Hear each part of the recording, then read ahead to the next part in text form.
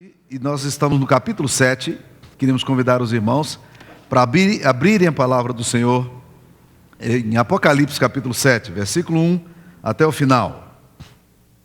Depois disto, vi 4 anjos em pé nos 4 cantos da terra, conservando seguros os 4 ventos da terra, para que nenhum vento soprasse sobre a terra, nem sobre o mar, nem sobre árvore alguma. Vi outro anjo que subia do nascente do sol, tendo o selo do Deus vivo, e clamou em grande voz aos 4 anjos, aqueles aos quais fora dado fazer dano à terra e ao mar, dizendo: não danifiqueis nem a terra, nem o mar, nem as árvores, até selarmos na fronte os servos do nosso Deus.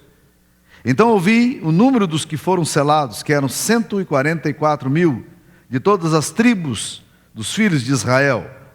Da tribo de Judá foram selados 12.000, da tribo de Ruben 12.000, da tribo de Gade 12.000, da tribo de Asser 12.000, da tribo de Naftali 12.000, da tribo de Manassés 12.000, da tribo de Simeão 12.000, da tribo de Levi 12.000, da tribo de Issacar 12.000, da tribo de Zebulon 12.000, da tribo de José 12.000, da tribo de Benjamim foram selados 12.000. Depois dessas coisas, vi, e eis grande multidão que ninguém podia numerar, de todas as nações, tribos, povos e línguas, em pé diante do trono e diante do Cordeiro, vestidos de vestiduras brancas com palmas nas mãos. E clamavam em grande voz, dizendo: ao nosso Deus que se assenta no trono e ao Cordeiro pertence a salvação. Todos os anjos estavam de pé rodeando o trono, os anciãos e os 4 seres viventes, e ante o trono se prostraram sobre os rostos e adoraram a Deus, dizendo: amém. O louvor e a glória e a sabedoria e as ações de graças e a honra e o poder e a força sejam ao nosso Deus pelos séculos dos séculos. Amém. Um dos anciãos tomou a palavra, dizendo: estes que se vestem de vestiduras brancas, quem são e de onde vieram? Respondi-lhe: meu Senhor, tu o sabes. Ele então me disse: são esses os que vêm da grande tribulação. Lavaram suas vestiduras e as alvejaram no sangue do Cordeiro. Razão porque se acham diante do trono de Deus e o servem de dia e de noite no seu santuário. E aquele que se assenta no trono estenderá sobre eles o seu tabernáculo. Jamais terão fome, nunca mais terão sede, não cairá sobre eles o sol nem ardor algum, pois o Cordeiro que se encontra no meio do trono os apacentará e os guiará para as fontes da água da vida, e Deus lhes enxugará dos olhos toda lágrima. Esta é a palavra de Deus que nós lemos nesse momento. Meus queridos irmãos, só para recordar um pouco que a gente já vem estudando, nós começamos essa série de exposição e no capítulo 4, João começa a ter as percepções do trono de Deus, e ele percebe que no trono de Deus existe alguém assentado. O trono não está vago, existe alguém que governa, existe alguém que dita as leis, e o universo é regido por esse alguém que tem nas suas mãos o poder de reger todas as coisas, visíveis e invisíveis. No capítulo 5, João tem uma visão que antecede a abertura dos 7 selos, no qual João começa a chorar, porque há um livrinho escrito por dentro e por fora, e nesse livro ninguém é capaz de ler, porque nenhum grande, nenhuma autoridade, nenhum poderoso, ninguém é capaz de ler esse livro. E João chora muito, quando de repente um dos anciãos chega para ele e diz: não chore, meu filho, porque o leão da tribo de Judá, ele é vencedor, e ele pode abrir o livro, ele é digno. Então, Jesus toma esse livro nas mãos do Pai e ele começa a abertura dos 7 selos, que são, na verdade, os movimentos da história, sendo que o último componente da história, que é a abertura do 7º selo, que nós vamos estudar agora, na verdade, a abertura do 7º selo, ele é a antecipação para o anúncio das 7 trombetas dos juízos de Deus. Mas nos 6 primeiros ingredientes, nós percebemos que a história ela é regida por algumas forças que Deus estabelece e que é colocado aqui em forma de cavalos ou forças, poderes. Cavalo branco o cavalo preto, o cavalo amarelo e o cavalo vermelho, cada um deles prefigurando uma dessas forças, a economia, as pragas, os sofrimentos, a ação de Deus na história. E nós vimos como esses movimentos da economia, da guerra, das pestes e da intervenção de Jesus, o cavalo branco, como essas economias, junto com essa força maravilhosa de Jesus na história, elas são os ingredientes. Agora, nos surpreende quando nós estudamos o quinto selo, porque na verdade o quinto ingrediente que move a história é a oração. Nós já estudamos sobre esse assunto. E nós ficamos impressionados ao notar, e nós nem sempre realmente acreditamos nisso, porque a nossa experiência de oração mostra como nós não cremos nisso, mas o texto aqui nos é dito que a oração dos crentes, dos santos, dos redimidos pelo Cordeiro de Deus, é uma força poderosa em Deus para mover a história. E principalmente a oração daqueles que foram martirizados por causa da sua fé. A abertura do sexto selo, na verdade, trata-se do julgamento de Deus, porque a história tal qual conhecemos, ela segue um desenrolar que vai culminar nesse sexto elemento, que é o julgamento de Deus. O dia em que Deus vai ter diante dele todos os homens, e ele vai julgar vivos e mortos, tanto ímpios quanto pagãos, quanto os cristãos, todos nós estaremos e compareceremos diante do trono de Deus. Agora entramos no sétimo capítulo, que na verdade é o início do sétimo selo, e o texto da palavra de Deus nos diz que quando João olha para o céu, ele vê 4 anjos em pé nos 4 cantos da terra, conservando seguros os 4 ventos da terra, e para que nenhum vento soprasse sobre a terra, nem sobre o mar, nem sobre árvore alguma. É curioso que quando a gente estuda isso, esse movimento desses 4 ventos que são colocados aqui, lá em Daniel capítulo 7, versículo 2, antes das calamidades anunciadas pelo profeta Daniel, é interessante observar que esses 4 ventos, eles estão em movimento. Aqui, no capítulo 7, eles estão parados. Há uma ordem explícita desses 4 anjos, para que eles segurem esses 4 ventos da terra. Por que é que há esse silêncio? Por que é que há esse momento aqui agora, em que esses 4 ventos precisam não se mover? Como é que você faz para reter forças como o vento que não podem ser controladas? Mas nesse momento é dada uma ordem para que esses anjos sustentem esses 4 ventos. Ou seja, nenhum movimento na história, nem no céu, nem sobre a terra, nada. Há um absoluto silêncio aqui agora, e é um silêncio sagrado, é um silêncio reverencial, um silêncio tumular, como se você tivesse agora diante de alguma coisa absolutamente inovadora e espetacular, que vai acontecer, surpreendente, e está todo mundo naquele momento aguardando o veredito. O que vai acontecer agora? Eu não sei quantos acompanharam, eu acompanhei muito de perto o julgamento de O.J. Simpson, grande jogador de futebol americano, que foi julgado e inocentado sob a acusação de que ele teria matado a sua ex-esposa e o amante dela. Os Estados Unidos inteiros pararam para ouvir aquele veredito. Tem a impressão de que é mais ou menos o que está acontecendo agora no céu, só que numa proporção muito maior. Para nós brasileiros, um veredito que talvez você possa se lembrar muito bem, foi uma cena em 1994, na decisão da Copa do Mundo, quando o melhor jogador do mundo naquele ano, Roberto Baggio, vai bater o 5º pênalti contra o Brasil, e se Baggio errar, ou o nosso goleiro defender, o time do Brasil é campeão. E foi exatamente o que aconteceu.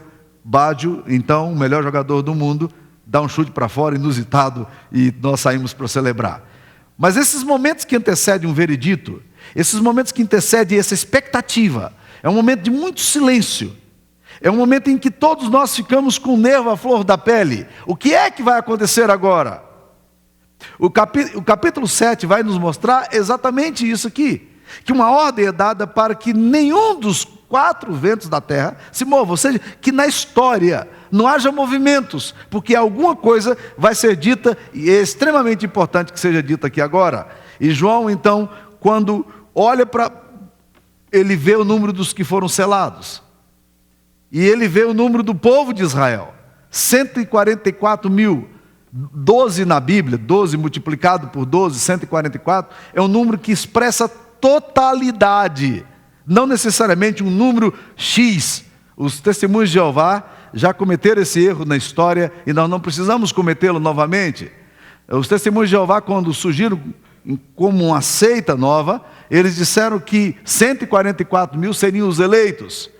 Eles só não acreditavam que eles poderiam ter, como já tem, só no Brasil, mais de 1 milhão de seguidores, né? E aí o 144 passou 144 mil, o que faz com o restante agora? Né? E aí eles tiveram que reinterpretar a história. Mas, na verdade, 144 mil aqui expressa a ideia dessa totalidade, porque o texto nos diz que são os filhos de Israel que aqui agora são colocados e são vistos ali, e ele vê o número desses que são selados. No versículo 9, porém, esses 144, eles se multiplicam, porque no versículo 9 vai dizer: depois dessas coisas, vi e eis grande multidão que ninguém podia enumerar, de todas as nações, tribos, povos, línguas, em pé, diante do trono, diante do Cordeiro, vestidos de vestiduras brancas, com palmas nas mãos e clamando ao Senhor.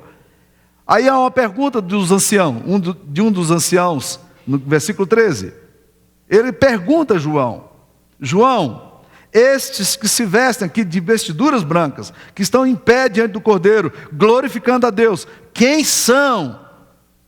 Quem são esses e de onde vieram? E João, talvez por receio, talvez por não querer arriscar, embora soubesse, ele disse: meu Senhor, tu o sabes. E então esse ancião diz: são esses os que vêm da grande tribulação, lavaram suas vestiduras e as alvejaram no sangue do Cordeiro, razão porque se acham diante do trono de Deus e o servem de dia e de noite no seu santuário. E aquele que se assenta no seu trono estenderá sobre eles o tabernáculo, eles nunca mais terão fome. É interessante, meus queridos irmãos, começar a pensar nesse texto aqui, que esse texto está nos falando de uma marca, de um povo que é selado. A ideia de selo aparece muitas vezes na Bíblia. O selo do Espírito Santo, por exemplo, é uma coisa que Deus imprime em nós, como se fosse um carimbo real, um imprimatur, em que Deus coloca sobre nós, dizendo: este povo é o meu povo. Quando você vai estudar o livro de Apocalipse, você percebe que há muito essa questão de marca, de sinais. Aparece no livro de Apocalipse aqueles que têm a marca da besta. Aparece no livro de Apocalipse aqueles que têm a marca de Cristo também. E é curioso como essas marcas estão presentes aqui no livro de Apocalipse. No mundo espiritual, é claramente distinguido essa questão das marcas, como já comentamos isso no sermão anterior, e encerramos falando sobre esse aspecto. Mas uma coisa muito interessante, meus queridos irmãos, é que há no nosso coração o selo do Espírito Santo que é dado a todos aqueles que creem em Jesus. Na Bíblia, no livro de Atos, capítulo 19, há uma cena muito interessante, porque alguns moços, filhos de um sacerdote chamado Seva, portanto eram filhos de um pastor, aqueles meninos criados em igreja, aqueles meninos que caminharam ali nas sinagogas, aqueles meninos que iam para Jerusalém e que tinham essa experiência da religiosidade na alma, eram pessoas religiosas.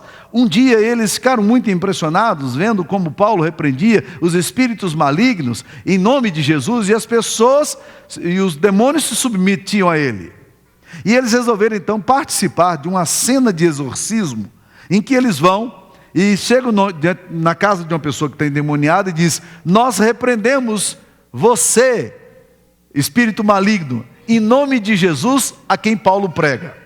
E é interessante porque a resposta que nos é dada ali é que o espírito maligno vem sobre aqueles meninos, salta sobre eles e começa a subjugar e a surrá-los, dizendo o seguinte: eu conheço a Jesus e sei quem é Paulo, mas vós, quem sois?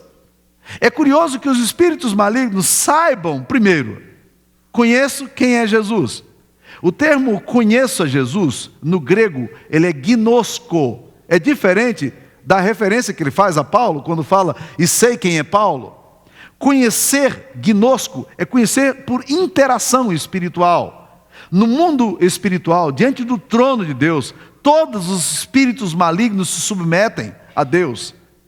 Diante das forças espirituais, a presença de Cristo, ela é reverenciada. Por isso que os demônios, quando se encontravam com Jesus, no ministério terreno dele, esses demônios corriam e se ajoelhavam, se prostravam diante de Jesus, porque essa atitude no mundo espiritual, ela é muito clara. Agora, a coisa interessante é que eles não apenas dizem, eu conheço a Jesus, gnosco, eu conheço por interação espiritual, mas ele diz assim, e sei quem é Paulo. Ou seja, eles sabem exatamente como é que está a vida de Paulo. Ele sabe exatamente como é Paulo. Ele tem as informações espirituais sobre Paulo. Por isso, meus queridos irmãos, que a grande ênfase da Bíblia, e principalmente do livro de Apocalipse, não está na questão da religiosidade que você possui, mas a grande ênfase está na experiência que você tem com Jesus, de tal forma que os espíritos malignos sabem quem é aquele que tem a marca do Cordeiro. É por isso que a palavra de Deus nos afirma, e eu muitas vezes já tive que conversar com pessoas que por razões espirituais ou por quedas morais, elas ficavam muito apavoradas com essa ideia do demônio, ou pessoas deprimidas que às vezes começam a desenvolver determinados pensamentos obsessivos, e elas chegam para mim e falam assim, eu não sei se eu blasfemei contra o Espírito Santo, porque se eu blasfemei contra o Espírito Santo, a Bíblia diz que não tem perdão para mim. Eu digo o seguinte, olha, uma pessoa que se pergunta se ela blasfemou contra o Espírito Santo, certamente ela não blasfemou contra o Espírito Santo. Porque a pessoa que blasfema contra o Espírito Santo, de verdade, ela nunca vai estar preocupada com esse tipo de coisa. É interessante, meus queridos irmãos, pensar no fato de que quem tem a marca de Cristo, a Bíblia diz que aquele que é nascido de Deus, Deus o guarda, e o maligno não lhe toca. No máximo, o que o diabo pode fazer conosco é lançar setas inflamadas, a Bíblia fala sobre isso também, ou pode nos pegar na medida em que nós entramos nessa esfera do sagrado, nessa esfera das coisas espirituais, e nos permitimos ser tocados.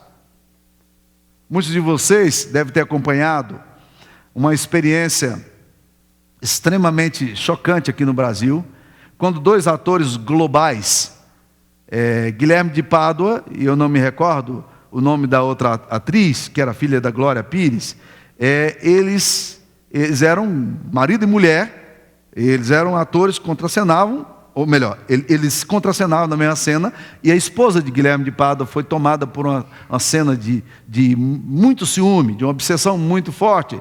E ela então, junto com Guilherme de Pádua, ator global, foram para a Barra da Tijuca e mataram de forma violenta essa outra atriz. Então foi um choque para a nação. E eu me lembro muito bem que um pai de santo foi entrevistado, porque antes de cada gravação daquelas novelas, pelo menos naquele momento específico da história, havia uma sessão de macumba em que vinha um pai de santo e dava passes para aquelas pessoas ali. Então eles iam debaixo de determinadas influências espirituais para contracenar. E aí consultaram o pai de santo. Eu nunca vi um pai de santo fazer teologia tão boa. Ele disse o seguinte, essas pessoas começam a mexer com coisas espirituais e elas brincam com essas coisas, elas nem sabem com quem elas estão lidando. E quando elas entram nesse mundo espiritual, elas não percebem exatamente a identidade delas e com que forças elas estão mexendo. Era o pai de santo dizendo. Poderia ter sido um pastor. O fato é que esse texto aqui está nos falando que os nascidos de Deus, eles têm a marca do Cordeiro. Eles foram selados com o Espírito Santo. Eles estão marcados. E o texto aqui vai fazer agora a pergunta crucial. Quem são esses e de onde vieram? Esses que se vestem de vestiduras brancas e estão aqui com palmas nas mãos, glorificando o Cordeiro. E esse texto vai nos dizer algumas coisas interessantes. Primeiro nos diz que pessoas de todas as nações são convidadas a participar. Porque o texto aqui nos diz, no versículo 9, e esse texto é um texto altamente missionário, diz, eis grande multidão que ninguém podia enumerar, de todas as nações, tribos, povos, línguas, em pé, diante do trono e diante do Cordeiro, vestidos de vestiduras brancas com palmas nas mãos. Quem é que pode estar diante do Cordeiro? Essa é a pergunta que termina no capítulo 6, versículo 17. Chegou o grande dia da ira deles, de Deus e do Cordeiro. Quem é que pode suster-se? E agora, essas pessoas estão diante do Cordeiro. Quem é que pode estar? E aqui, meus queridos irmãos, as fronteiras geográficas, elas são desfeitas.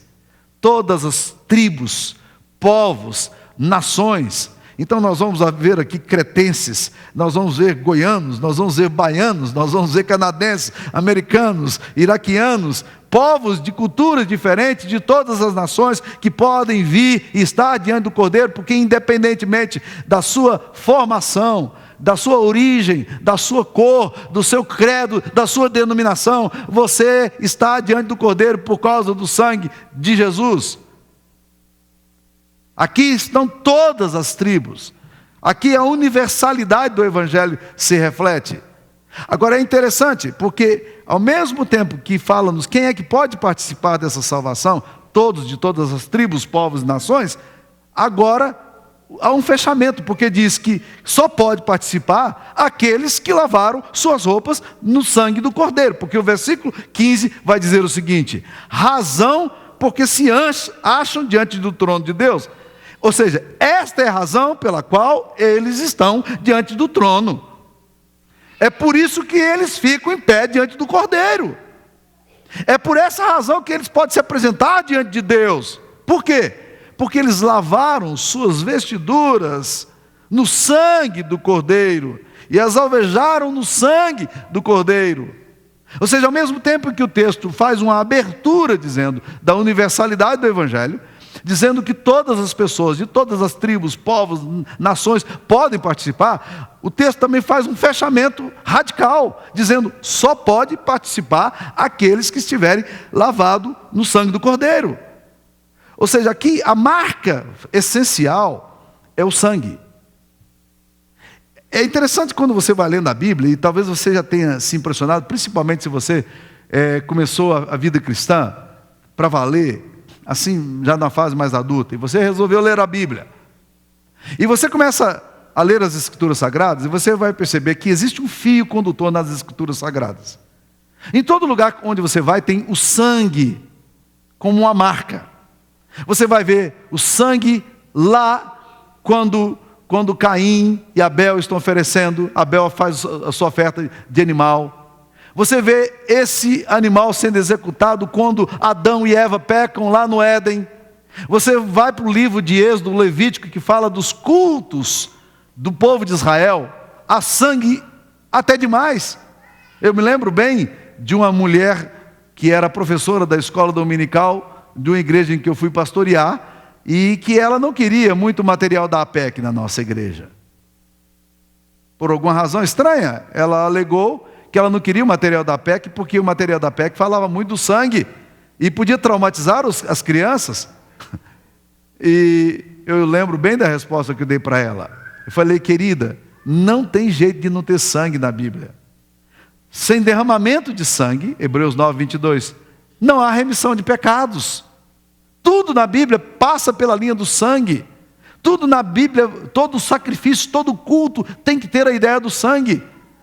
E esse sangue que é colocado nos umbrais das portas, lá na Páscoa, esse sangue que vai no culto levítico, esse sangue vai percorrendo a história da humanidade e vai chegar em Jesus, o Cordeiro de Deus, que vai para uma cruz e ali derrama o seu sangue também precioso. Ou seja, você não consegue entender redenção sem o sangue. Por quê? Porque o sangue no mundo espiritual é a moeda. Jesus pagou os nossos pecados, Ele pagou com o seu sangue. Ele satisfez a justiça de Deus para que você e eu pudéssemos ser justificados diante do Pai. Portanto, meus queridos irmãos, se você pensa em religiosidade, se você acha que se tornar membro da igreja presbiteriana é importante para a sua vida, e isso é essencial para a sua vida, você está indo no caminho errado. O essencial para a sua vida é você ter a marca do Cordeiro, é você alvejar o seu sangue no Cordeiro, é você ter vestiduras novas que o Cordeiro te dá, para que você se vista com essa vestidura, alvejada pelo sangue, e compareça perante o tribunal de Deus. Um dia todos nós vamos estar diante do tribunal de Deus. E quando chegarmos diante do tribunal de Deus, Deus vai nos julgar. E o critério da justiça dele para nós é o sangue do Cordeiro. É por isso que o apóstolo Paulo fala que ele quer ser encontrado em Deus, não tendo justiça própria. Ele não está muito preocupado com o currículo espiritual dele. Em geral, quando eu pergunto às pessoas, por que vocês acreditam que você pode ir para o céu? Por que Deus deixaria você entrar no céu dele? Em geral, as pessoas falam, pastor, eu sou uma pessoa boa, eu não faço mal, eu procuro fazer o bem, eu nunca matei, eu nunca roubei, eu sou uma pessoa legal, eu sou uma pessoa, um bom vizinho. Meus queridos, eu quero te dizer que a sua credencial, você pega, rasga essa credencial e joga no lixo. Porque as obras que você faz, elas são insuficientes para te justificar diante do Deus justo. É necessário que você esteja vestido com as vestiduras que foram alvejadas no sangue do Cordeiro. Quem são esses de brancos vestidos? De onde vêm? Para onde vão? De onde vieram? Quem são esses homens? Quem são essas mulheres? Essas aí, esses homens aí, essas mulheres são os que alvejaram as suas vestes no sangue do Cordeiro. É por isso que estão aí diante do trono. Então, meus queridos irmãos, quando eu chegar diante de Deus, eu já sei que eu não tenho justiça nenhuma. Quando eu chegar diante de Deus, eu só quero estar vestido com uma justiça. A justiça de Cristo. A justiça de Cristo. Há um velho hino que fala, alvo mais que a neve, alvo mais que a neve. Sim, nesse sangue lavado, mais alvo que a neve eu serei. É o sangue do Cordeiro que pode nos lavar. Agora o silêncio com os quatro ventos da terra sendo segurado exatamente para manifestar este mistério de Deus em Cristo Jesus. Agora, meus queridos irmãos, a marca do Cordeiro é dada aqui agora então a esse povo. E essas pessoas estão marcadas por Jesus. O Cordeiro agora está sobre eles. E o Cordeiro faz algumas coisas maravilhosas na vida das pessoas. Olha aqui, o versículo 15 diz aí que o Cordeiro, no final do versículo 15, vai estender sobre eles o seu tabernáculo. A ideia do tabernáculo no Antigo Testamento era o seguinte: as pessoas tinham as tendas, moravam em tendas, e eles se locomoviam no deserto. E quando a tenda se movia, quando a nuvem que estava sobre a tenda se movia, era a hora deles se levantarem, desmontarem o acampamento e seguirem a nuvem. Era assim que acontecia no Antigo Testamento. Durante o dia, Deus mandava uma nuvem para aplacar a força do sol. E à noite, uma coluna de fogo também ficava sobre o tabernáculo. A Bíblia diz que Deus vai sobre aqueles que têm a sua marca, a marca do Cordeiro. A Bíblia nos diz aqui que Ele vai estender sobre eles o seu tabernáculo. Segunda coisa, versículo 16, diz que jamais terão fome, nunca mais terão sede, não cairá sobre eles o sol, nem ardor algum. Isso é a ausência de privação. Terceiro, o Cordeiro que se assenta no meio do trono os apacentará e os guiará para as fontes da água da vida. Isso significa provisão. E por último, e Deus lhes enxugará dos olhos toda lágrima. Esta visão que João tem. Agora, irmãos, essa visão que João está tendo aqui é uma visão extremamente interessante. Por quê? Porque João está vivendo aqui agora nos dois mundos que nós raramente somos capazes de perceber. É o que a gente chama de história e meta-história. Uma é a história que você vê aqui. Outra é a história que você não vê, essa história invisível. Jesus vivia numa temporalidade, mas ele transcendia essa temporalidade nos mistérios da meta-história naturalmente. Pelo menos um homem da Bíblia, parece-nos que a experiência dele era muito natural assim também, Eliseu.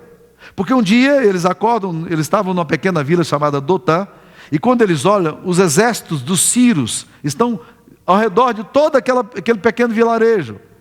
E Geazi, que era o seminarista que andava com Eliseu, Geazi olha para aquela situação toda, ele diz: estamos fritos, porque os sírios naquela época eram inimigos de Israel. E ele então correu para conversar com Eliseu. E quando ele correu para conversar com Eliseu, Eliseu olhou para ele, e eu até imagino a cara que Eliseu fez. Ele disse, lembra aquela cena assim de desenho animado? Ele disse: Senhor, abra os olhos desse rapaz para que eles vejam.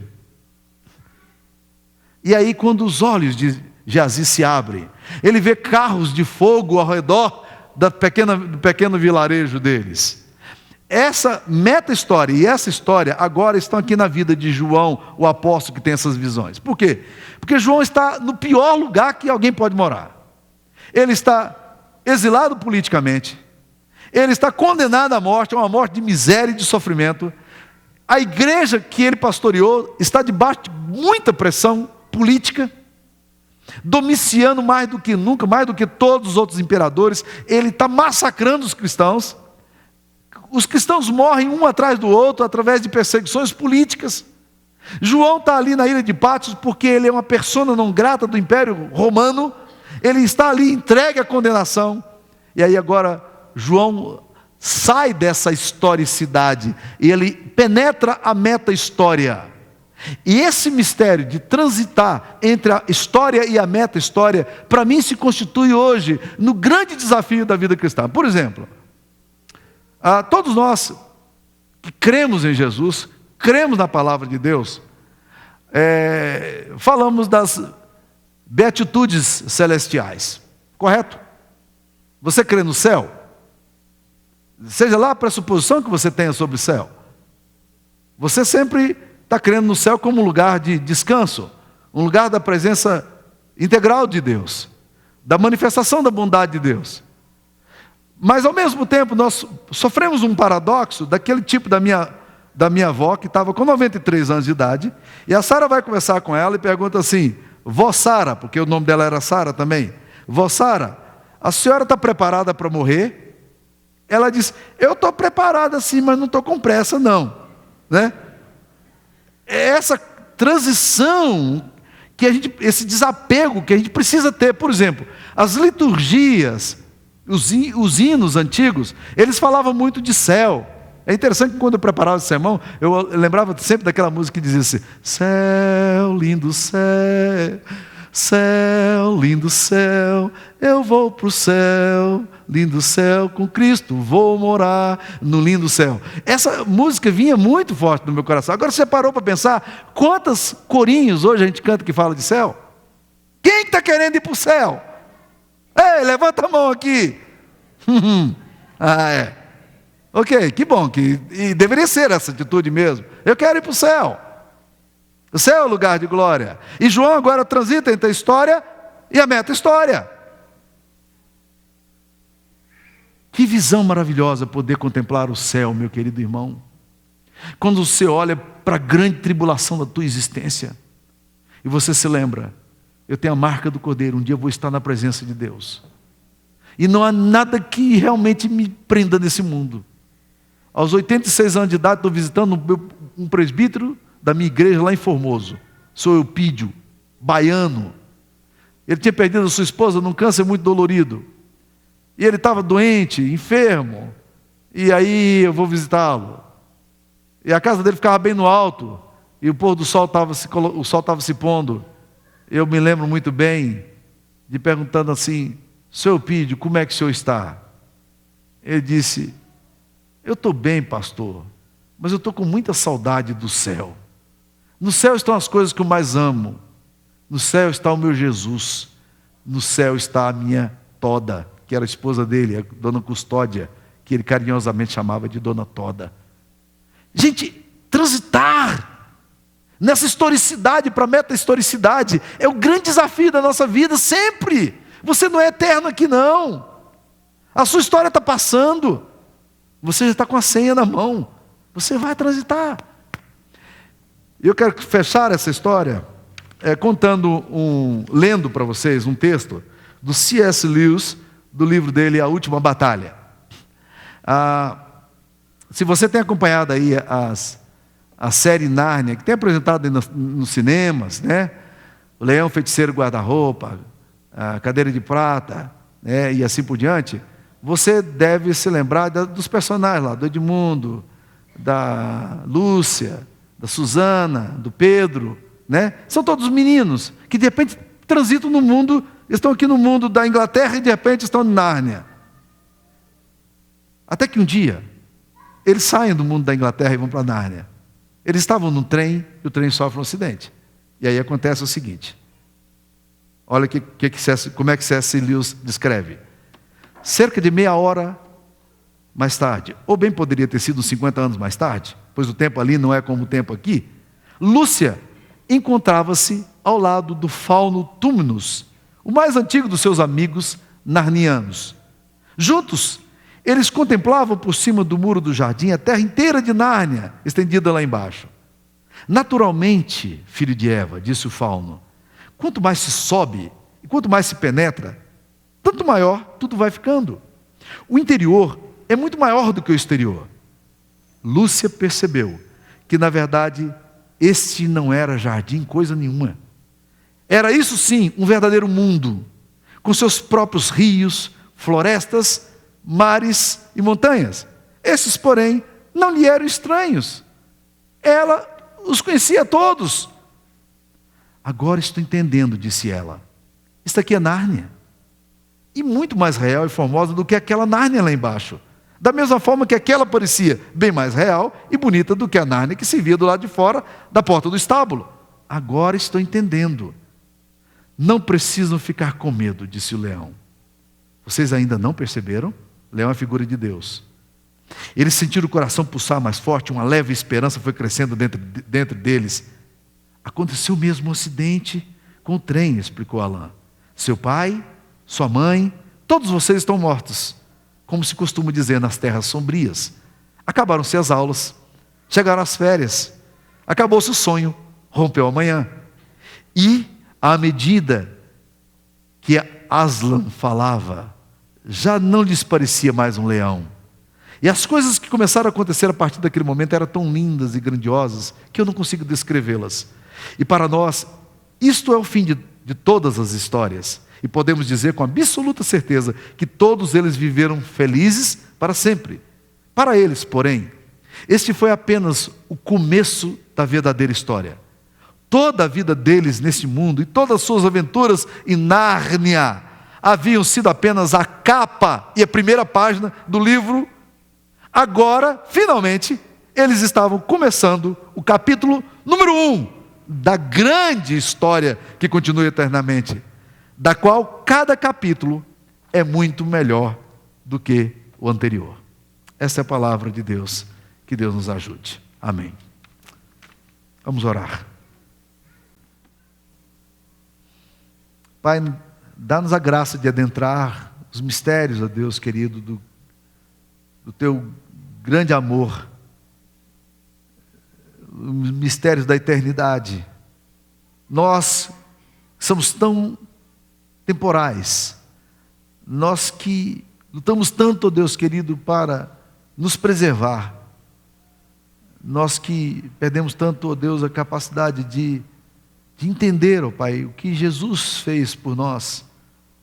Ó Deus, em nome do Teu Filho amado, nós te pedimos que o Teu Espírito Santo abra as nossas mentes, ó Pai, para que a gente entenda a natureza do Evangelho, para que a gente entenda o que Cristo fez naquela cruz de forma tão radical, quando assumiu o nosso lugar, o meu lugar, o lugar dos meus irmãos, e ali Ele assumiu minha morte, assumiu a minha dor, mas ali Ele me deu esperança, Pai, ali Ele me deu graça, ali Ele alvejou as minhas vestes, e me perdoou os pecados, e me comprou com um preço muito caro, que foi o seu próprio sangue.